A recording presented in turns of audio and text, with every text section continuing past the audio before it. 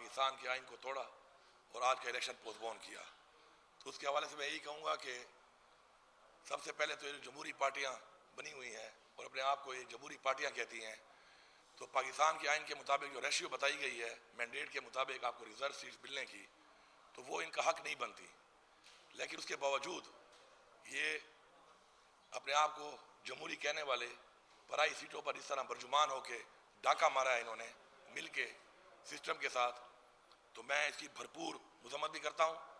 और मैं एक बड़ा क्लियर मैसेज दे रहा हूँ कि हमें अवाम ने वोट दिया है इस आइन की पासदारी के लिए, इस आइन की हिफाजत के लिए, और हमें अवाम ने वोट दिया है कि उन्होंने जो मैंडेट हमें दिया है हमने उसको भी उसकी हिफाजत करनी है।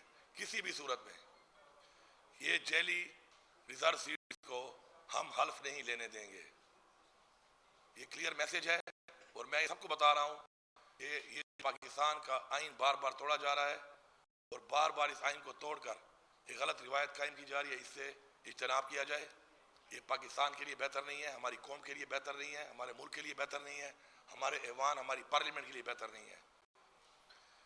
पहले 90 दिन में इलेक्शन नहीं कराए गए, इस मुल्क के आइन को तोड़ा गया। उसके बाद से कंटिन्यूसली एक प्रोसेस चल रहा है आइन को तोड़ने का। और आज ये हालत है कि जब वजीर आला मुंतखब हुए बगैर रिजर्व सीट्स के, सदर मुंतखब हुआ बगैर रिजर्व सीट्स के, तो आज किस बुनियाद के ऊपर इलेक्शन कमीशन ने इस इलेक्शन को पोस्टपोन किया है?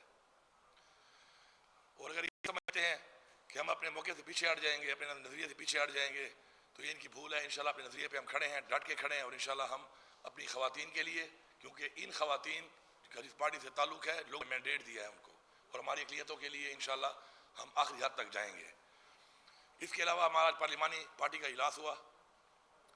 पार्लिमानी पार्टी के इजलास में हमने कुछ करारदादें पास की हैं, और जैसे ही हमारा असम्बली का इजलास आएगा इंशाल्लाह उस पर भी ये करारदादें हम पास करेंगे। और हम ये इंश्योर करवाएंगे कि हम जो करारदादें पास कर रहे हैं उनके ऊपर अमल दरामद किया जाए। ये हमारा कानूनी आइनी हक है और हमें हक दिया जाए। सबसे पहले साजिश के तहत इमरान खान साहब की हुकूमत गिराई गई, और साइफर के नाम पे जो एक चीज़ जिसका आज तक एक मुतनाज़ा बना हुआ है, इसका लेटर जब हमारी हुकूमत मौजूद थी हमने chief justice supreme court of Pakistan को भेजा था। आज तक उसके ऊपर जुडिशल कमीशन नहीं बनाया गया, और एक मुतनाज़ा चीज़ बनी हुई है। कहते हैं कभी साइफर है नहीं, कभी कहते हैं मदाखलत है। इसके ऊपर एक कमीशन बनाकर, जुडिशल कमीशन बनाकर इसको पूरी कौम के सामने वाज़े किया जाए, ताकि ये लोग एक्सपोज हों कि इसके पीछे कौन था। उसके अलावा 9 मई में जो कुछ हुआ कौम के सामने लाया जाए। हमने 12 डिमांड की, आज हमने करारदाद मंजूर की पार्लिमानी पार्टी से कि 9 मई के अंदर सबसे पहले उसका फ़ायदा किसको हुआ, उसका नुकसान किसको हुआ, और किसके लिए किया गया।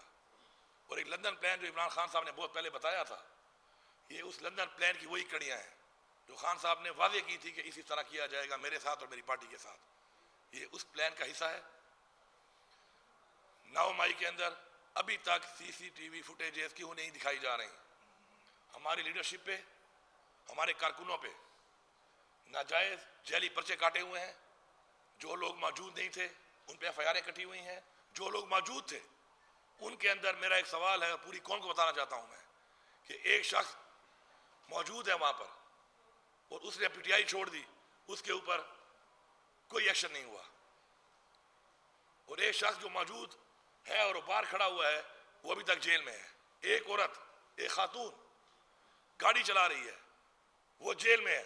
9 महीने जेल में काटे उसने, पूरे पाकिस्तान की जेलों में घुमाया गया उसको।